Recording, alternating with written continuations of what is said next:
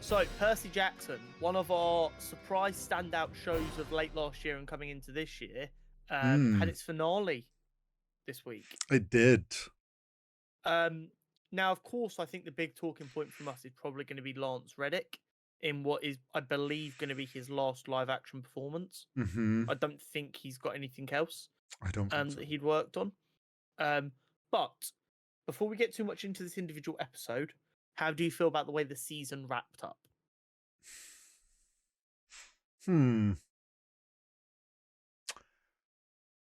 I felt like it was fine up until right at the end. Okay. It felt like some weird time jump shit that was a bit confusing. I think a bit of it is the problem I mentioned last week I was starting to have, and I said it feels like that problem is accelerating week on week. While I think a large part of this episode was fine, I do agree that the last third of the episode very much felt like okay, we've got to get all of this stuff into these last 15 minutes instead of this is the stuff we still need to cover. How long do we need to do that properly? Yeah. It kind of felt like we'll obviously get into it, like the dream stuff at the end with his mum, it almost was to try and answer, has his mum come back, but then also gave them an excuse to just time jump ahead forward and be like, oh yeah, she's been back for ages, like, but without just like going to that point in time and then Yeah. us not, like, they tried to give us the payout of everything and also jump ahead to set up season 2. Like, it just felt like a bit of a, but I want to So, say one go on. thing. I was correct. Yeah, you did get that. Luke was a rat. So that was the thing I was really curious to see at what point you would pick up on. Okay. And also, like, I don't think the show, like, unless you'd read the books, I don't think the show really gave you too much to work with there. No. But yeah, I think you pieced it together pretty well towards the end there. You're like, the shoes was really smart from you. I'll give you credit there. The shoes was the biggest tell. I was like, the shoes just got pulled in. Grover wasn't, like, they were given to Percy. Yeah, Luke gave them directly to Percy. Yeah. One thing I will say, and people who've read the books might need to correct me on this. I am 99% sure at the end of the first book, Sally, like, brutally murders Gabe. Oh. Because in the book, he's, like, very abusive. Yeah. And it was kind of hinted at earlier on in the show of him, like, trying to say that Percy had killed his mum. And I was like, okay, so maybe they'll pay that off later, but they're living somewhere. It looks like it's still New York and still the flat they were in before, although you can't tell for certain. So did she kill Gabe? Did she not kill Gabe? Because I feel like that's a weird thing to have take place off screen. Well, did you... Gabe's the boyfriend, right? Yeah. Did you not watch, like, the little post-credit-y thing? Is there a post-credit scene? Am I going to have to spoil this to you right now? Yeah, no, you're going to have to tell me. I didn't even think about it. So you know how week by week usually it does the graphic end credits and then it shows you like a preview? It wasn't a preview this time. And I always do this on any show now, which is where I scrub the timeline on credits to see if there's post-credit stuff. And I was like, oh, there's a bit. So this is going to reveal what happens to him. Okay, he's not murdered by her. Okay. They are in the New York apartment. He's on the phone coming down a corridor to his lawyer discussing the fact that she's divorcing him. Oh. I presume his lawyer, and being like, I can't believe she's divorcing me, blah, blah, blah. And then he arrives at the door for the flat and he goes to try and open it and he goes, she's changed the locks on me. And then he's on the phone to his lawyer and he's like, you don't know how to pick a lock, do you? And then he's like, hello? And his lawyer's obviously hung up. Oh, okay. He's in the corridor. There's a box, a parcel by the door that says return to sender. And he's like, return to sender to Percy from the gods. And then he cuts it, like rips it open and he just turns to stone in the corridor. Got yeah. Okay, cool. So he has been dealt with. He is Yeah, gone. But I he's just been missed that. turned to a Okay, cool. statue. I don't feel like he's being an idiot now because I was like, surely they're going to like address what's happened with Gabe. Like that, I know that is a major plot point from the books. Hmm. Okay, cool. So I just missed a post-credit scene. That's fine. I think overall this Hmm. show I'm very happy with, and I cannot wait for a season 2. Should it get greenlit? I don't Yes. see any reason it won't get greenlit. By the sounds of it, it's done very good numbers on Disney Plus. Yeah, it seems to have done well. My only concern is I don't want them to try and force it into 8 episodes again if it doesn't need 8 episodes. If it needs more episodes, do more episodes. Yeah, I'd like to hope that if it's done good enough numbers and Disney like, yeah, sure, go for a season 2, they have a bit of leeway to now be like, look, we want to do a slightly longer season. Now we've proven that people want this, so they can feel they can spread it out a bit. Because I'm not being funny. Hmm. None of the actors or the quality/complexity of the CGI and areas demand $15 million an episode. No. The show doesn't look that expensive. It doesn't have that many actors that are that expensive. Hmm. If they can't find a way to take that 8 episodes on 15 million an episode Yeah. and make it 12 episodes if they need, or 15 episodes if they need, on the exact same amount of money, there is a bigger issue over there with whoever's running the show. Yeah. I'd like to think that it was Disney were kind of like, look, you've got 8 episodes to do a season 1. Essentially to be like, look, prove to us that this is going to do well. Yeah. And they had a set story they wanted to tell in season 1, so they made it fit into the 8 episodes. Hopefully, and I'm sure the fans would obviously want it to slow down a bit or spread out a bit more when we get more of the book into the show. But I'm with you. I think season 1 was good. I enjoyed it. I enjoyed how it wrapped up with his dad, and I mean Lance Reddick did an amazing performance. Such a good job as Zeus. He just has this. He has this. Yeah. Had this commanding presence The, that you're just like, I can believe you are do the you know king of what though? Olympus. It's like obviously seeing him, and I was like, that's Lance Reddick.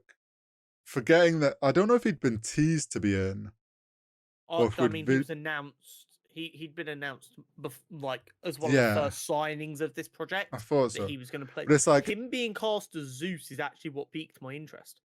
I was like, I oh, he's a good casting for Zeus. when he spoke, it felt like I haven't actually heard his voice in ages, and from someone who had a period over the last like a year ago, whatever, where binge Destiny 2, and obviously was hearing him loads. Yeah. It was like a hit. I was like, I feel like I'm listening to Zavala again. This is but yeah, he did an amazing performance as Zeus, and he's so good. It's such a shame that he's not going to get to continue that. Yeah. I did enjoy though how Percy's dad kind of appeared and Yeah, all that reveal. it was very good. It's so weird because obviously it is a war and it's terrible and it would have like destroyed the earth. Mm, But at the same time, it's literally showing how immature the gods are because they're these big, powerful things that should be able to sit down and just talk. yeah, Because it's your brother, just sit down and talk to them, and it's like, no, we must fight. And even after like he's like surrendered, and that he's like, we will summon the council and let them know of my crushing victory, yeah. He's and still then we got will to rub discuss it in. family business. Yeah, it's like the gods don't need superpowers and demigod children; they need therapy. Yeah, family therapy. Absolutely, that's exactly what they need.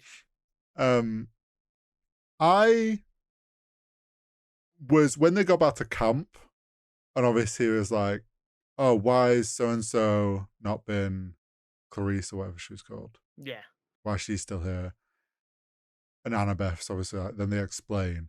I was like, is he not gonna like cotton on to the fact that Luke's shoe, or is there gonna be no mention of the shoes being dragged in, or like Percy just questioning why these shoes were being pulled into the pit, and then obviously like he all clicks on it.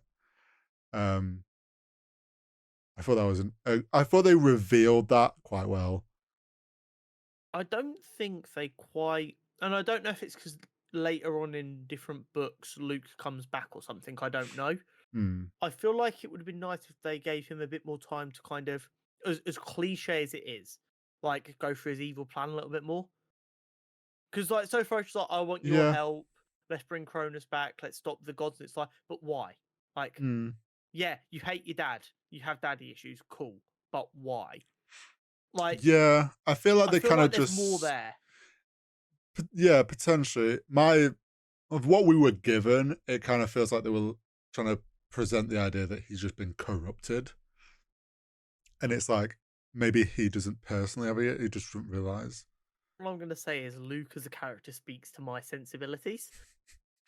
I don't believe in like a couple of powerful beings controlling everything.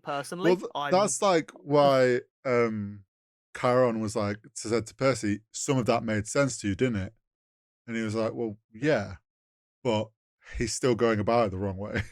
yeah, no, So, absolutely, and that's the thing. It's like bringing back Kronos, who is bigger and badder and scarier, is not the answer.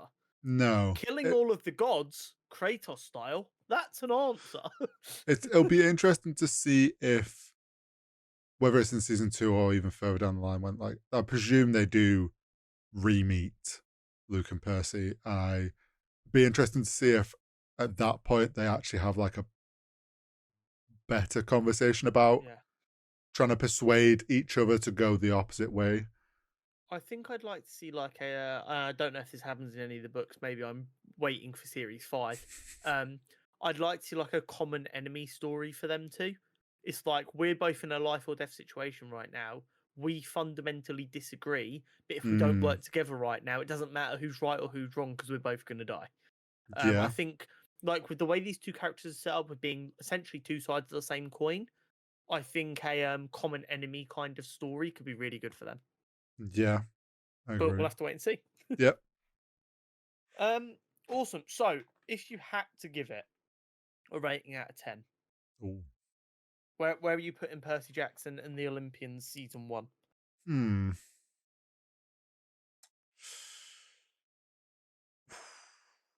I'm trying to like. I'm thinking back on this year's show. Like, I'm like, I've got Loki up. Like, Loki was peak. Like, that season 2.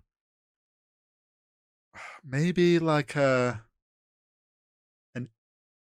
7, 8, somewhere Okay. around there. I, I, I I can really go in. enjoyed it. I think there was some pacing issues and like constantly like giving us a bit of time jump, which then lost some tension. But I I think think I'd be fundamentally it was good. looking. I think I'd be looking kind of like anywhere between like 6.5 to a 7. So I guess if I'm saying 7. that, it's like a scale out of 100 in reality, isn't it? It's like a 65, 67 out of 100.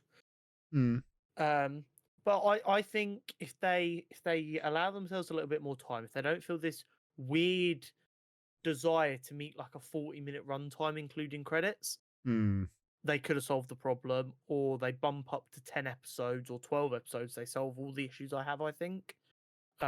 So if season 2 comes out and it's going to be like 10 60-minute episodes, I think we're in for absolute peak. yeah, I think I'd like to see them do a longer season 2. I think that would help it a Absolutely. lot. Absolutely. And Percy Jackson segments have done absolute numbers Yes, they for us. have. So So more content for us means yeah, more viewership. yeah. I'm The absolutely people have down been to loving it. watch more Percy Jackson. Yeah, the fan base is clearly craving for it. And I mean, while we have our opinions and our opinions are valid as people who've watched the show, I urge Rick Royden in the writers' room to listen to the complaints of the book fans, because they are the Yeah, people who made this series so large that Disney have spent all this money on it. Make sure you're listening to them and try and work out how you can not necessarily appeal. You don't want to always appease fans because sometimes they don't know what they're talking about. But as a general rule, if the entire fan base is going, we don't agree with that, either find a way to make them agree with it by mm. telling the story in a way that makes them go, oh, that makes sense, or maybe listen and go, oh, maybe they have a point. And something that, like, as both fans of Harry Potter, fans of a franchise will very quickly distance themselves from the creator of the book if they feel like they are not helping the Mm, books or that franchise. So yeah, your fans are quite a powerful, and like you should pay attention to them because without them, your books and these things don't happen, like you say. So exactly. But that is all for Percy Jackson season 1. Yes. We'll be back when it's back, and in the meantime, we'll cover anything else that piques our interest. Yes, we will.